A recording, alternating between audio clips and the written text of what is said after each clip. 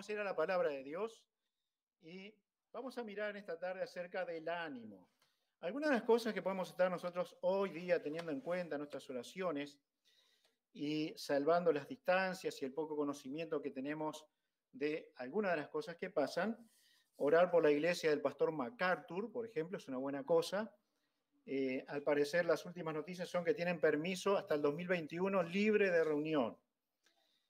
Pero saben ustedes que han estado en varios juicios. Ahora, seguramente es el caso más conocido, nada más.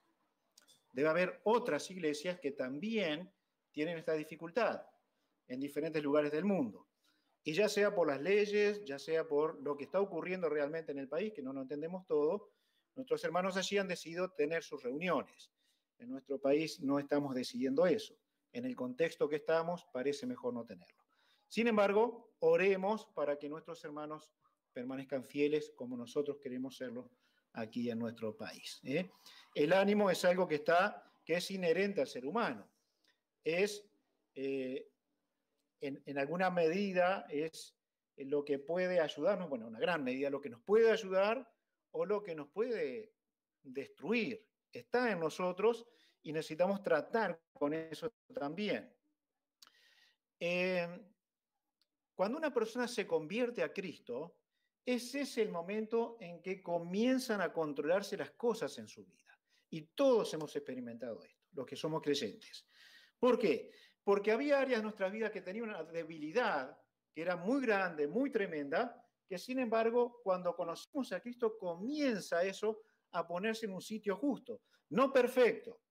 Hay otras áreas con las que luchamos todavía. Y a veces ese tipo de cosas, y sumamos las cosas que pasamos en la vida, llegan a ser un motivo de ánimo, a veces, desánimo en otras ocasiones, ¿no? Pero es Dios quien lo va a poner en su lugar exacto. En Proverbios 18,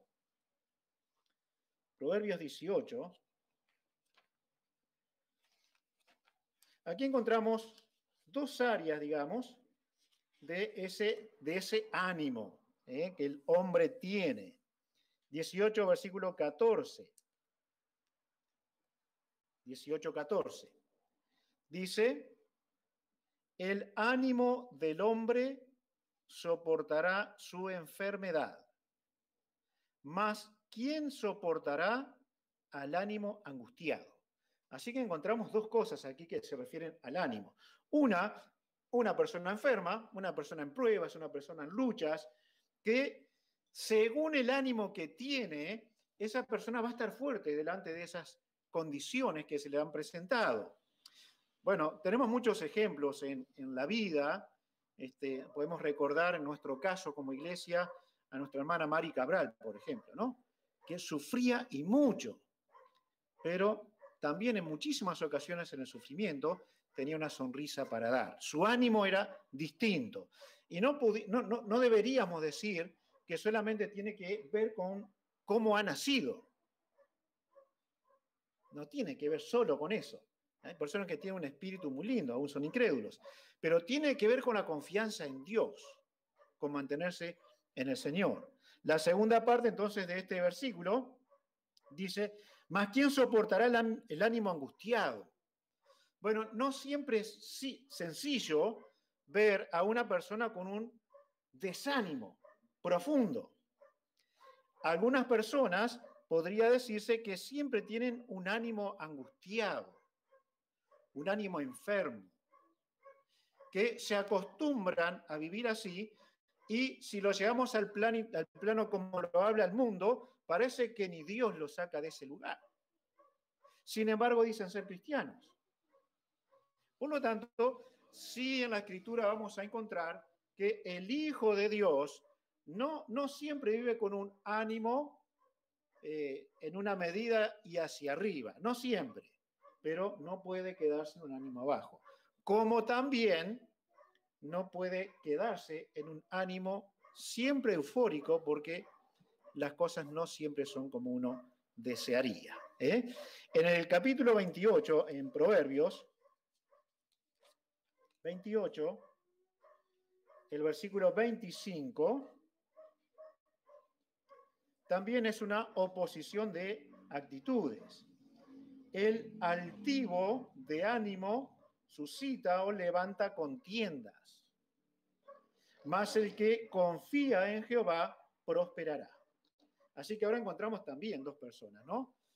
Una que parece que el único deseo que tiene, para lo único que su ánimo es bueno, es para armar un lío, ¿no? Y realmente existen personas así, como existen personas permanentemente acongojadas. También la segunda parte del versículo que hemos leído dice, más el que confía en Jehová prosperará. Entonces, si un cristiano tiene la inclinación de en su ánimo permanentemente buscar la guerra con otras personas, no es una condición buena para el Hijo de Dios. Así que confíe en Dios, confía en Jehová y va a prosperar también en ese sentido. ¿Por qué? Porque no puede ser una marca del cristiano tener permanentes contiendas. No puede ser la marca de un hijo de Dios. Así que Dios nos regale mucha sabiduría a nosotros, porque no podemos tener un ánimo enfermo, no podemos tener un ánimo que solamente levanta contiendas, tenemos que estar confiando en Dios y tenemos que tener buen ánimo cuando vienen tiempos difíciles. Por ejemplo, en el caso que nos decía Proverbio eran las enfermedades, pero puede ser una cantidad de cosas más que llegan a nuestra vida. Vamos a orar y vamos a ver algunas cositas que el ánimo tiene para nosotros.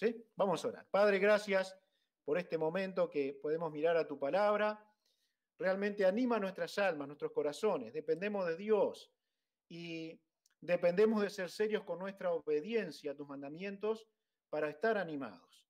Cuando viene el desánimo, muchas veces son por cosas tan pequeñas que cristianos en otro lugar del mundo se reirían de nosotros, nos avergonzarían. Por eso, Padre, trabaja nuestras almas, para que nos animemos en aquello que es bíblico, que es correcto delante de Dios y que va a traer gloria y honra al nombre de nuestro Dios. Que tengamos un buen testimonio en este asunto y que como cristianos no estemos hundidos en el desánimo.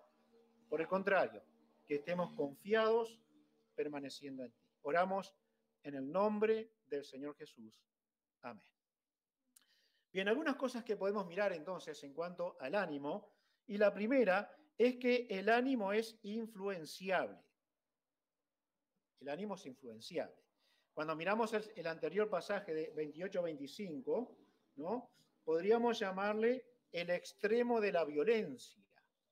Llega la persona a, en su ánimo, guerrear, y ahí comienzan las guerras, cuando hay desavenencias que no se solucionan.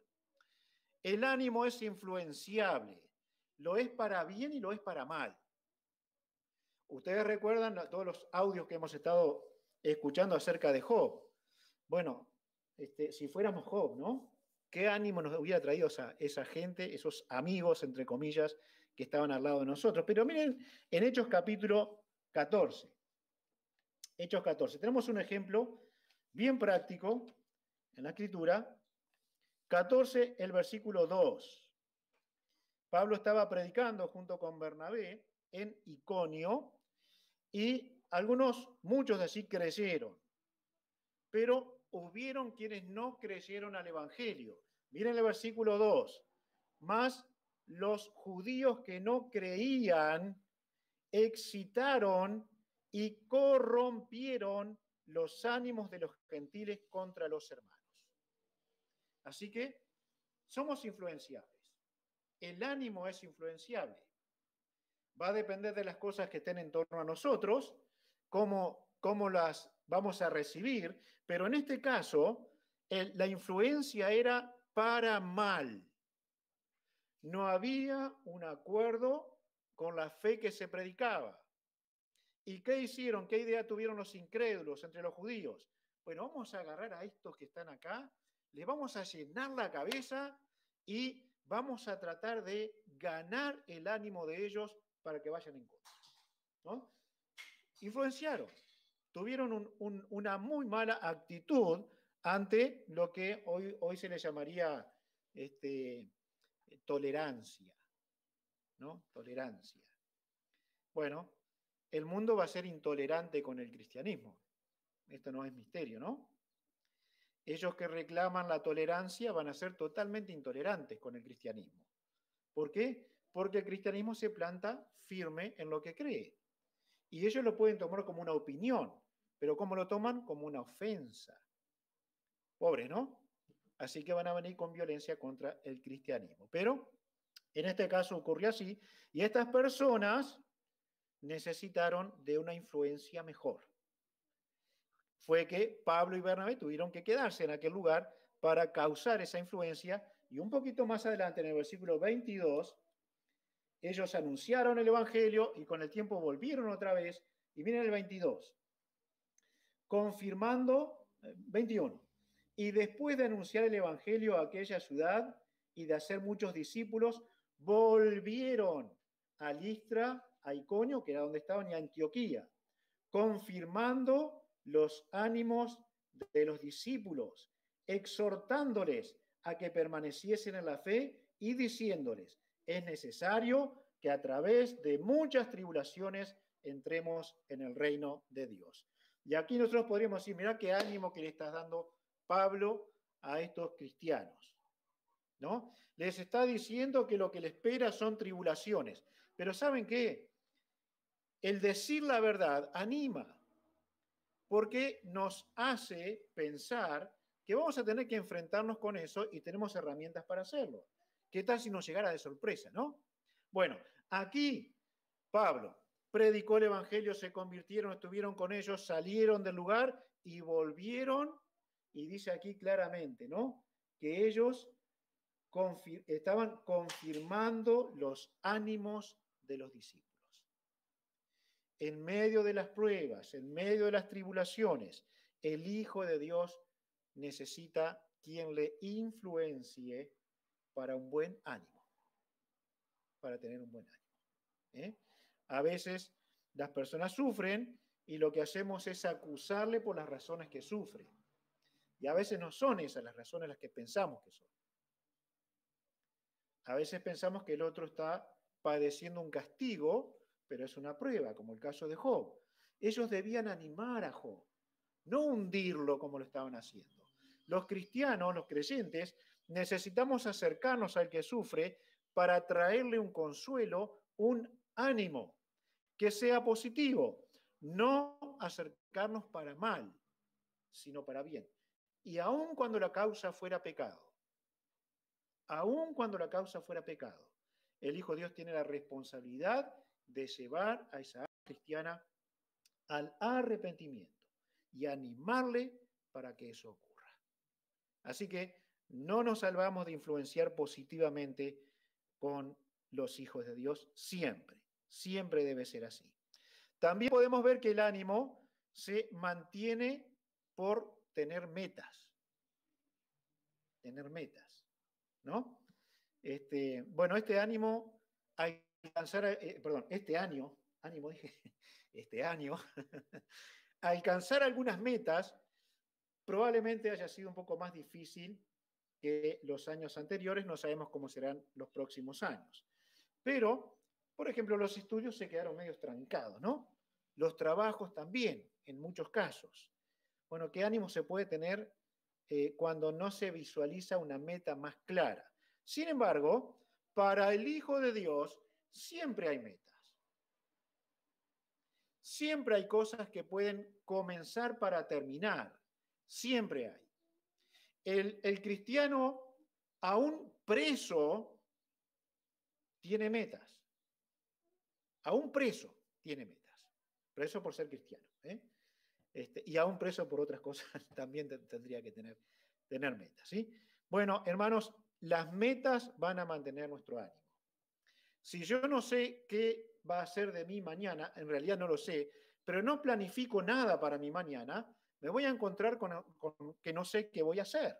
Y eso puede ser muy desanimante. Miren en el primer libro de las Crónicas, Crónicas, ¿sí? Primer libro, capítulo 22. Versículo 11, 22, 11.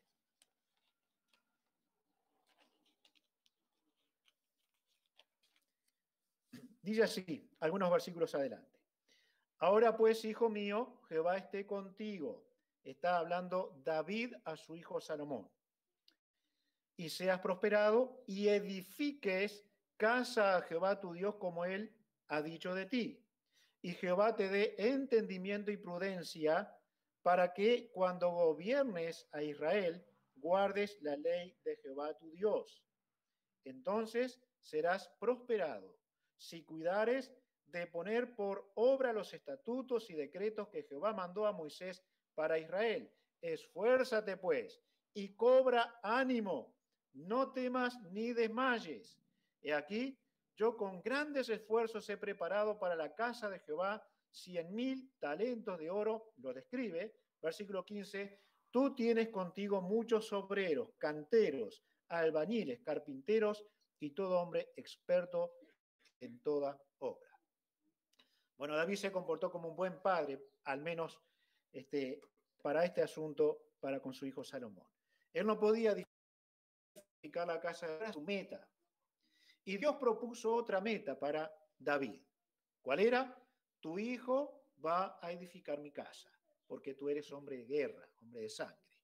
Así que lo que hizo David, que era lo que podía hacer, era reunir todo lo posible, pero le dijo, esfuérzate, anímate, tú vas a edificar la casa de Jehová. David tenía una meta. Salomón recibe una nueva meta para su vida. Conocemos la historia, ¿no? Salomón edifica el templo. ¿Por qué? ¿Porque tenía los obreros? ¿Porque tenía los materiales? ¿Solamente por eso? No, tenía una meta. Y esa meta la persiguió. Nehemías, Esdras, fueron hombres que tenían metas. Pablo era alguien que tenía metas.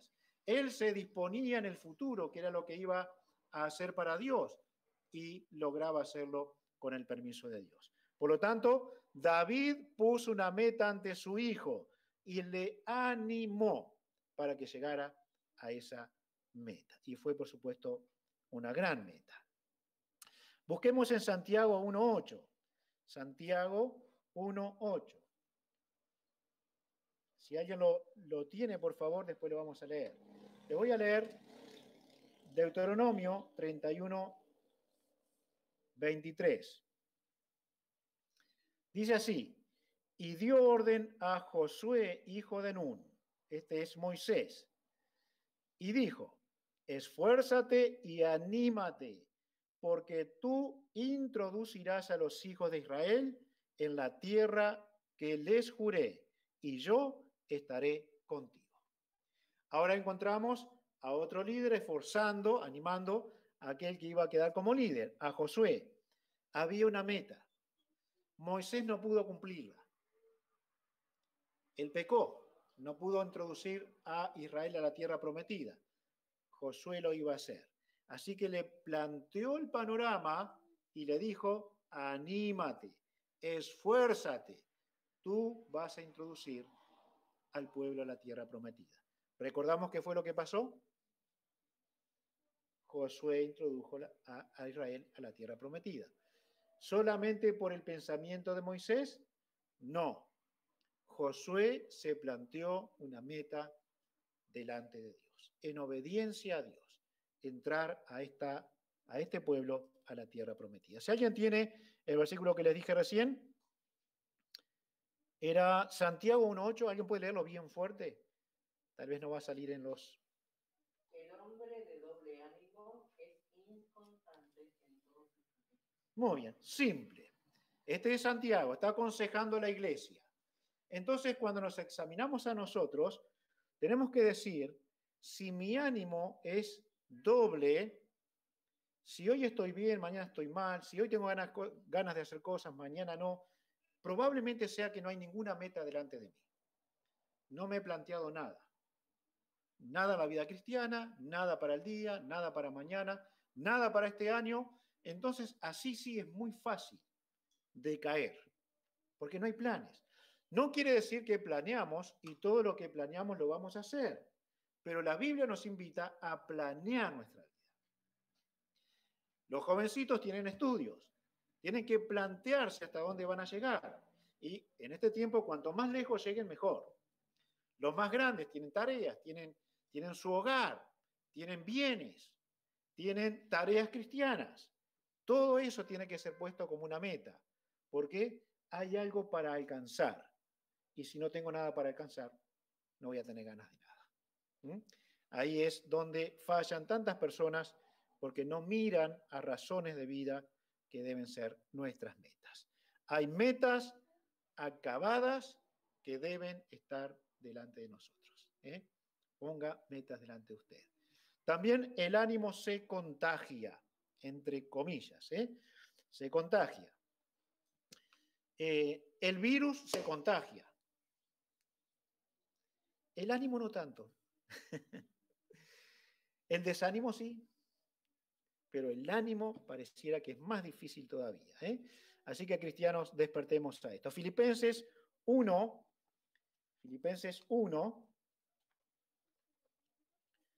y el versículo 14.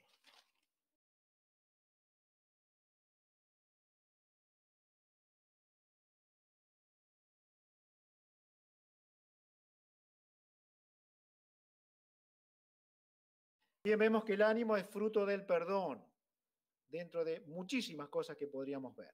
Mateo capítulo 9,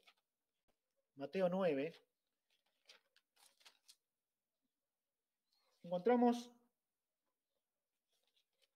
un acontecimiento con el Señor Jesucristo. 9, versículo 2.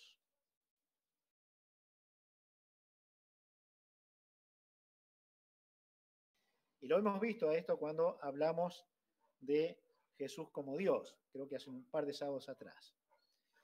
Pero ¿qué le dice Jesús? Ten ánimo, vas a ser levantado del lecho.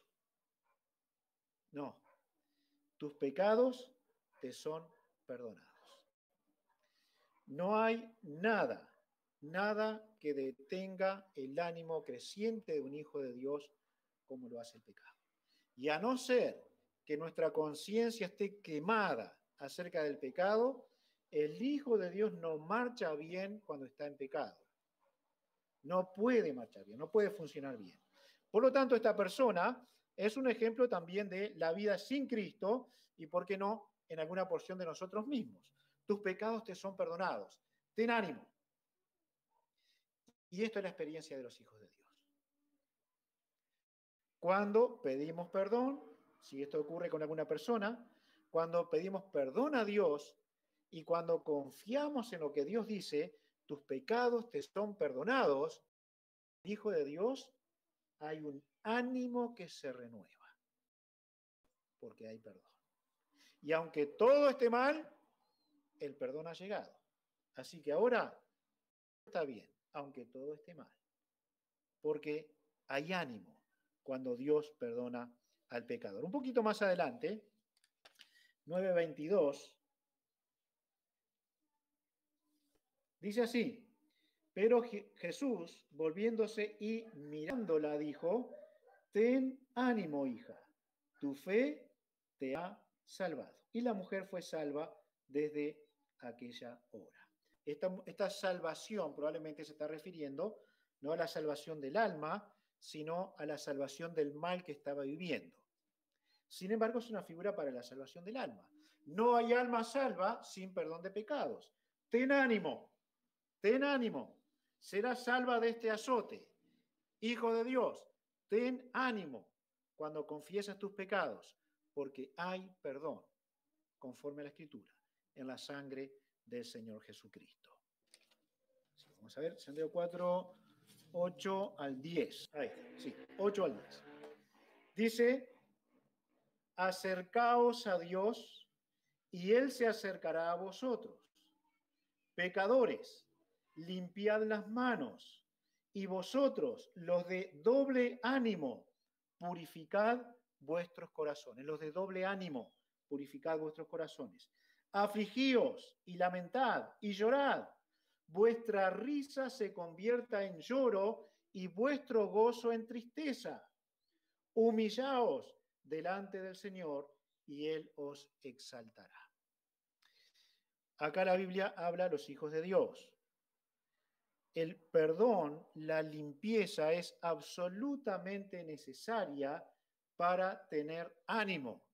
Los de doble ánimo, los inconstantes, los que por causa del pecado se paralizan, entonces confiesen, pidan perdón, vengan delante de Dios. Les dice claramente, purificad vuestros corazones. Un corazón sucio produce un ánimo doble, inestable, que no permanece.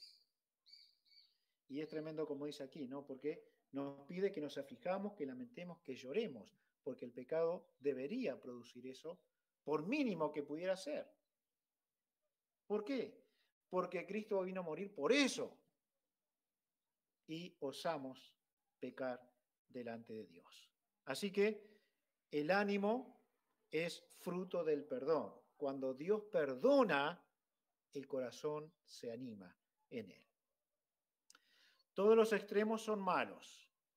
El ánimo edifica o destruye. Depende del ánimo, ¿no? Edifica o destruye. Las euforias y las depresiones tienen que ver con la forma de ver la vida. La euforia es esa persona que siempre está animada, pero que se pasó de rosca.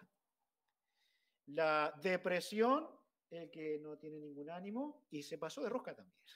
Se fue muy abajo, pero es la forma que vemos la vida. Tenemos que mirar la vida bíblicamente. Necesitamos hacerlo. Si lo miramos como Dios mira, entonces no va a haber ni una cosa ni la otra. Un profesional te dará pastillas. El otro te mandaría a divertirte. Pero Dios, y solo Dios, te dará el control de tu ánimo. Tiene que ver con el carácter que Dios va modificando en nosotros, tiene que ver con los estados de ánimo, por supuesto, tiene que ver con la forma que vemos las cosas que nos ocurren. En Hechos 24-25, solamente les cito, Pablo estaba hablando con un jerarca del gobierno. Y llega un momento que dice la Biblia que les habla de el control de sí mismo, del dominio propio. Y cuando este hombre escuchó, entre otras cosas, esto, dominio propio, dijo, Pablo, te voy a escuchar en otro momento. Ya está. Te voy a escuchar en otro momento. Este hombre se perdió la gran oportunidad de escuchar cómo Dios domina al hombre, cómo Dios controla al hombre. En 2 Timoteo 1:7, dice así, porque no nos ha dado Dios espíritu de cobardía, sino de poder, de amor y de dominio propio. Y entre las cosas que puede dominar el cristiano es el ánimo. Es el ánimo. Se puede. Es un eslogan político. Es un eslogan bíblico. Se puede dominar solo para el cristiano. Esto no está determinado para el que no tiene a Cristo. Sí para el Hijo de Dios. El dominio propio es necesario. Dice aquí, Dios nos dio esa capacidad por el Espíritu Santo. Dios nos dio. Tal vez si miramos nuestra vida pasada, había cosas que el control de nuestro carácter nos iba a llevar a cosas muy terribles probablemente. Pero ¿qué pasó? Cristo obró en nuestras vidas. Dios nos dio ese poder en su gracia. Segunda de Pedro 1:6. Segunda de Pedro 1:6. Cosas que se van añadiendo unas a otras. Dice Pedro, al conocimiento, agreguen dominio propio. Al dominio propio, paciencia, la paciencia, piedad. Dominio propio, control de sí mismo. Control de sí mismo. El creyente debe ejercer, practicar lo que Dios le dio. Somos en el Espíritu de Dios capaces de dominar nuestro carácter, nuestro ánimo, nuestros hechos. Es posible. Así que alguien va a decir, pero yo estoy desanimado. Y Dios va a decir, contrólalo, porque puedes hacerlo. Controla ese desánimo. Otro dirá, yo me estoy comiendo el mundo, hoy ando con toda. También contrólalo, porque no te vas a comer el mundo. Porque Dios tiene ordenado tus pasos y el control de Dios son sus mandamientos. ¿Para qué? Para que marchemos según Dios quiere de nuestras vidas. Si estamos en su voluntad, no va a haber desánimo, porque estamos viviendo como Dios quiere. El Señor Jesucristo es la fuente de todo ánimo. En Mateo 14,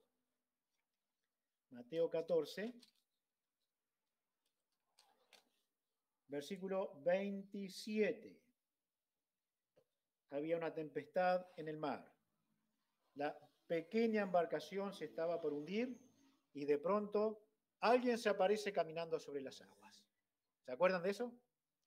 Jesús caminando sobre la tempestad. Y en el versículo 27, a los asustados discípulos, dice así, pero enseguida Jesús les habló diciendo, tened ánimo, yo soy, no temáis, yo soy.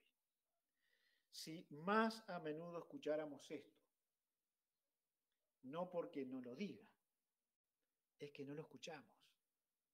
Cuando ese tiempo difícil llega a nosotros, cuando la tempestad llega a nosotros, cuando el tiempo de euforia viene a nosotros, cuando el desánimo está por allá abajo, Él siempre va a decir, tengan ánimo, yo soy, yo tengo el control.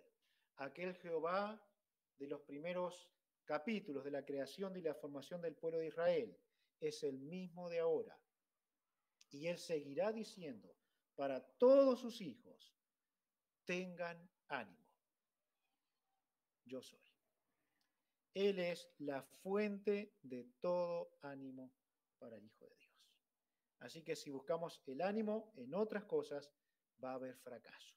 Si buscamos a Jesús con todo nuestro corazón, Él va a decir, tengan ánimo, yo soy, yo estoy aquí, yo estoy en control. No está ocurriendo nada que yo no pueda controlar. O mejor todavía, no está ocurriendo nada que no esté controlado por nuestro Dios. Dios nos regale buen ánimo, ¿sí? A su medida, a la medida de Dios.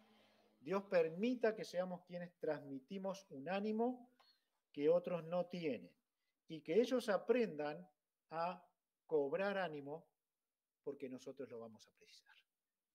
Todos vamos a precisar el ánimo de alguien en algún momento. Así que Dios nos bendiga, Dios nos ayude y puedo entender que estemos viviendo o estén viviendo tiempos difíciles.